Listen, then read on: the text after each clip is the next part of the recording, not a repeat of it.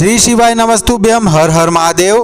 कैसे हैं आप सब। नवरात्रि में माँ दुर्गा अष्टमी और महानवमी का विशेष महत्व होता है और इसी दिन आपको किसी भी एक कन्या को यह एक चीज जरूर दे देनी चाहिए जिससे आपके जीवन में जो भी दुर्भाग्य है वह सौभाग्य में बदल जाए। आपके जीवन में जितनी भी तकलीफें हैं वह दूर हो जाए। आपकी जो किस्मत है वह चमक उठे। पूज्य गुरुदेव की कथा को सुन करके समझ करके प्रयास करते हैं आप तक उनके देवी उपाय को बिल्कुल सरल विधि से सरल तरीके से पहुंचाने का, जिससे आप उन उपायों को सही प्रकार से कर पाएं। यदि चैनल पर आप पहली बार आए हैं तो चैनल को सब्सक्राइब कर बेल आइकन को अवश्य प्रेस करें और कमेंट में हमेशा की तरह श्री शिवाय नमस्तुभ्यम जरूर लिखें। दिव्य भागवत पुराण के अनुसार अगर हम बात करते हैं तो सप्तमी तिथि जो है उस दिन माँ अपने नेत्र खोलती है, इसीलिए महाअष्टमी और महानवमी का विशेष महत्व हमारे शास्त्रों में बताया गया है। महाअष्टमी के दिन सर्वार्थ सिद्धि योग और अमृत सिद्धि योग भी रहेंगे। साथ ही साथ महानवमी के दिन सर्वार्थ सिद्धि योग का निर्माण भी हो रहा है। मान्यताओं के अनुसार अगर हम हवन करते हैं या माता को भोग लगाते हैं या मंत्रों का जाप करते हैं लेकिन माता उतनी प्रसन्न नहीं होती जितनी प्रसन्न मात्र कन्या पूजन से हो जाती है। यदि आप कन्याओं का पूजन करते हैं तो बहुत ही अच्छी बात है। यदि आप कन्या पूजन नहीं भी करते हैं तब भी आपको यह उपाय अवश्य ही करना चाहिए। आपको केवल कन्या को एक चीज दे देनी है।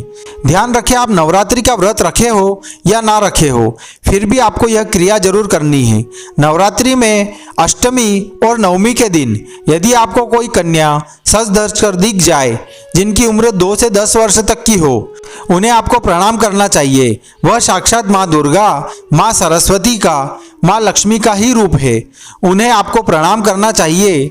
देखिए, यदि आप कन्याओं को जिमाते हैं यानी कि भोजन पर बुलाते हैं तो विशेष करके आपको 3 बात ध्यान रखनी ही चाहिए।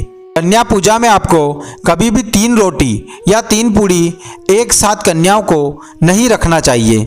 साथ ही साथ दूसरी बात यह है कि नवरात्रि में कभी भी तामसिक भोजन यानी कि प्याज और लहसुन का प्रयोग नहीं करना है और ऐसी चीज भी नहीं देनी है जिसमें प्याज और लहसुन का मसाला मिला हो। तीसरी बात यह है कि यदि आप कन्याओं को जिमाते हैं, भोजन कराते हैं तो आपको सिर्फ स्टील के बर्तन में ही उन्हें भोजन कराना है।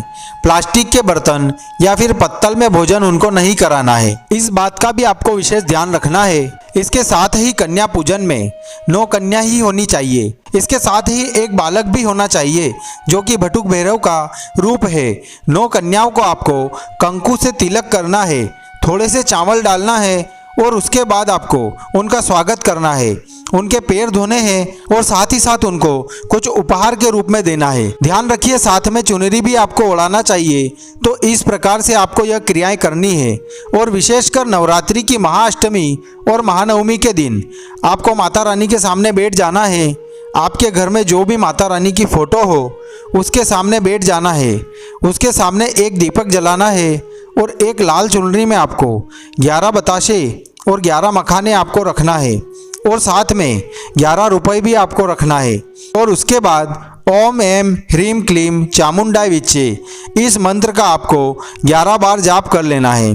अब यह चुनरी और इसमें रखी सारी सामग्री किसी भी कन्या को आपको दे देना है। यदि आपके जीवन में कोई दुर्भाग्य भी होगा तो वह सौभाग्य में बदल जाएगा और आपकी जो भी मनोकामना होगी, जो भी इच्छा होगी वह माता रानी अवश्य ही पूरी करेगी। केवल मखाने से, क्योंकि मखाने जो हैं वह माता रानी को अत्यधिक प्रिय हैं और साथ ही साथ जो बताशे हैं वह भी माता रानी को अत्यधिक प्रिय हैं। 11 मखाने के साथ साथ 11 बताशे के साथ साथ 11 रुपए भी आपको एक चुनरी में रख देना है और किसी भी कन्या को देकर के आ जाना है। इस प्रकार से आपको इन बातों का ध्यान रखना है और आपको इन क्रियाओं को करनी है। अगर कुछ भी चीज़ आपको समझ में ना आए तो आप कमेंट करके पूछ लेना, गलती बिल्कुल भी नहीं करना है। श्री शिवाय नमस्तुभ्यम। हर हर महादेव। जय माता दी।